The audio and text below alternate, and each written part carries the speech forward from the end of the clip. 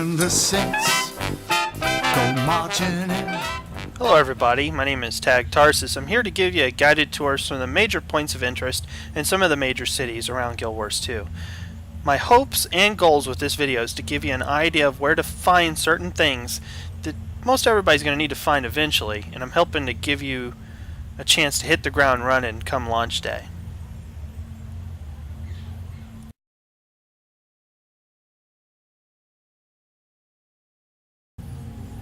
Every starting Asuran starts in the Metrica province, specifically in an area called Sorendra. If you're Asuran and if I mispronunciated that, feel free to leave me a comment below. There is a teleportation gate directly behind where you start at, and that Asuran gate will take you to the main Asura city called Rata Sum. Here you'll find almost anything you need, and I'm going to kind of give you a tour of some of the major high points. The city of Rata Sum is a multi-layer pyramid. It appears to have 4 layers individually, and whenever you come in from the starter area, you're teleported into the 3rd layer. There are teleportation gates found all over the city that'll take you to various outer lying areas, such as this lab and the nearby Port Authority.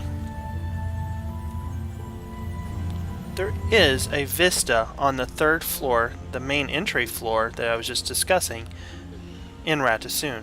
However, it's up on the side of this pyramid, and you have to essentially climb up the side of the pyramid using the vines to get there. I'll not ruin the jumping part of the puzzle for you, but it does take quite a bit of jumping to get up here.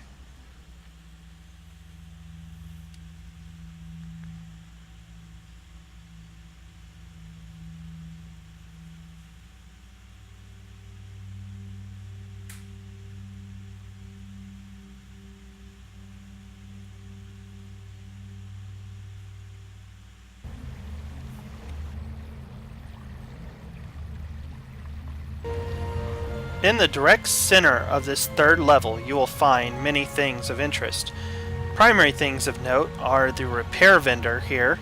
There's also a low-level weapons and armors vendor on the side closest to the teleportation gate, and on this side of the location you'll also find cultural vendors that have specific cultural armors for the Asura.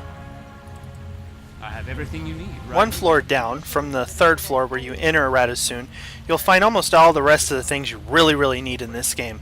You'll find all of your crafting stations, including the weaponsmithing, the huntsman, and the artificing stations over here in statistics. And in dynamics you'll find jewel crafting, armor smithing, tailoring. In synergetics you'll find the leatherworking and the cooking stations, as well as an extra vista thrown in. Outside of the crafting found in each of the 3 colleges, you'll find an area in the center which has a few other things, like an equipment repair, your banker, you'll also find your guild banker, and you'll also find the trader, or which is kind of like the auction house for Guild Wars 2.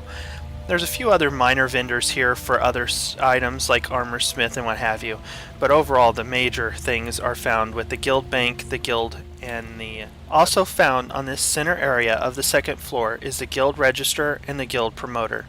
Both of these locations will help you in setting up your guild. This is also where you're going to find your guild bank once you've got it unlocked in your guild.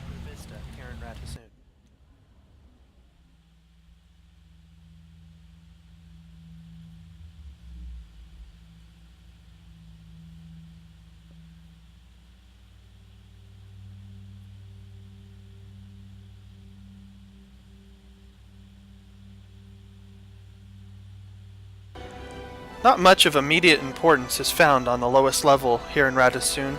There are a few vistas that I've yet to unlock, a few various merchants that'll buy supplies and sell you some stuff, but overall I've not noticed anything of any major importance down here. I'm sure it has a lot more to do with your own personal story. The 4th and final floor of Rata Sum appears to be a council chamber. I have nothing of note up here other than a point of interest, and as far as I can tell it has no purpose outside of maybe something storyline oriented. Now for those of you who love PvP, Guild Wars 2 is not going to make you wait to get involved.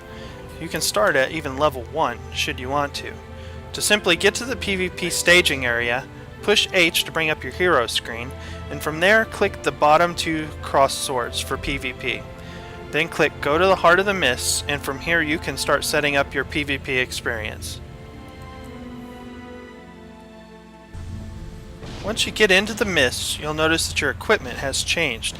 The game has given you a set of level 80 gear so that you can be up to snuff with everybody else who's level 80. You'll also notice that it automatically unlocks all of your skill bars, including allowing you to change your elite skills or any other skill. This does give you the opportunity, however, to test out those elite skills and see which ones you necessarily like. The structured PvP browser is here. This gentleman will help you find the matches that you want to get involved in. You will also find structured PvP items here, and your glory locker here, and then the glory vendor here. The glory vendor will provide you with items that are specific to structured PvP, and I'm about to show an example.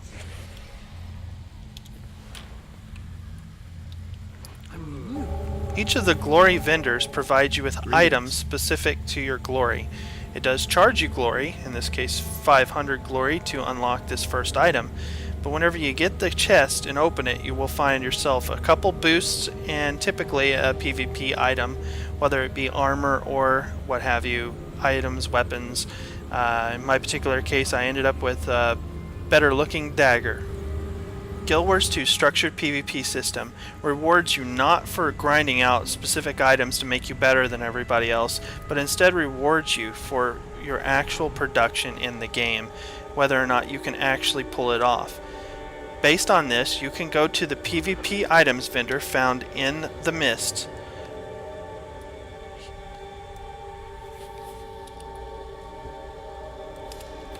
And purchase items for absolutely no cost. These items that you can purchase for no cost, you simply buy, and then you can check it out.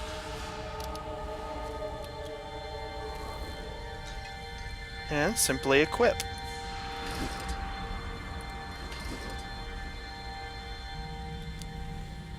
Now each of these items are a base item. These weapons you get from this vendor can then be augmented with these specific sigils to give you added bonuses. Such in this case where I have the sigil of superior accuracy, which is going to give me plus 5% crit chance. I'm going to buy 2 of those. Then I'm going to apply them to the 2 daggers I just bought. The spirits of the wild welcome you. Now the daggers each have 5% crit chance. An interesting feature within Guild Wars 2 is the PvP locker system. This is something I've recently come across, and I realized how great this access would be. If you have an item that you specifically designed for use later and you really like the way it works, you can save it for later in this locker by simply clicking Deposit Collectible. And here it's going to store it for later. You don't have to sell it, worry about it taking up space in your bank. The other thing of note about the PvP locker is this is shared between your characters. So what you deposit, let's say you find loot within PvP for a Great Hammer, but your current class can't really use it. We could drop it in your PvP locker here and hop onto your Guardian and pull it out. The PvP locker. Another great addition from Guild Wars 2. Guild Wars 2 contains other areas of various note within the Heart of the Mists training area, some of which are glory vendors over here on the far side of the island, but you also have underwater combat, you have your combat master, you have siege master, which is siege weapon training, and then you have a bunch of combat dummies over here to be fought. Interesting thing of note with the cannon is the use of cannonballs. The cannon won't just continuously fire unless you feed it with more and more cannonballs. This is going to make teamwork in some environments much more important, as the number of cannonballs you put in are the number of shots you're going to get out of it.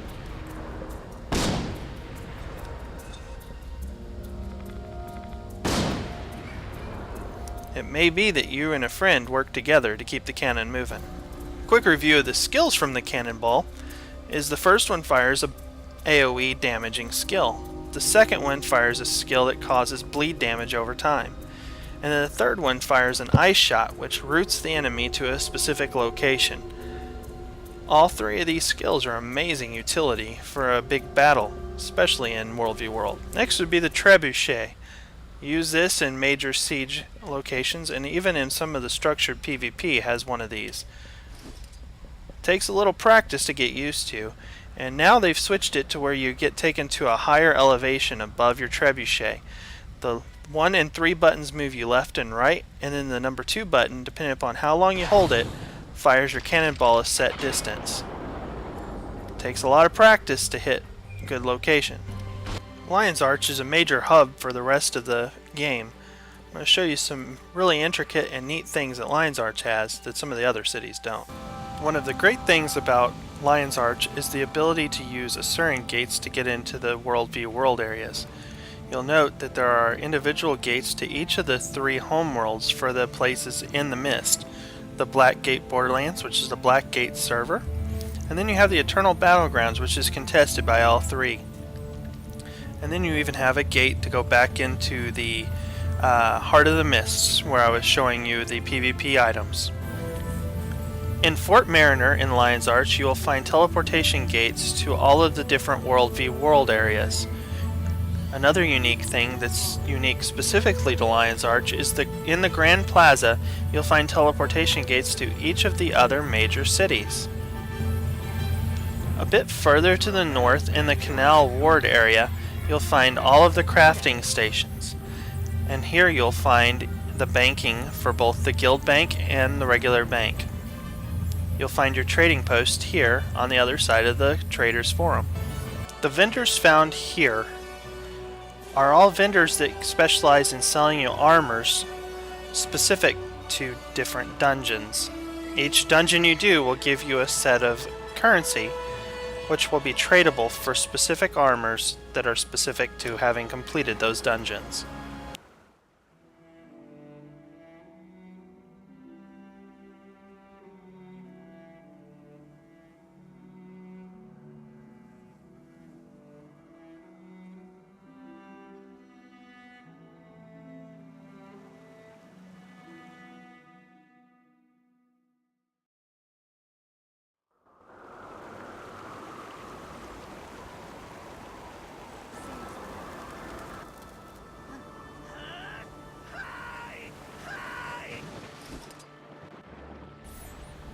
Because of time constraints and the lack of time I'm going to have with this beta, I wasn't able to capture every major city that I intended to start.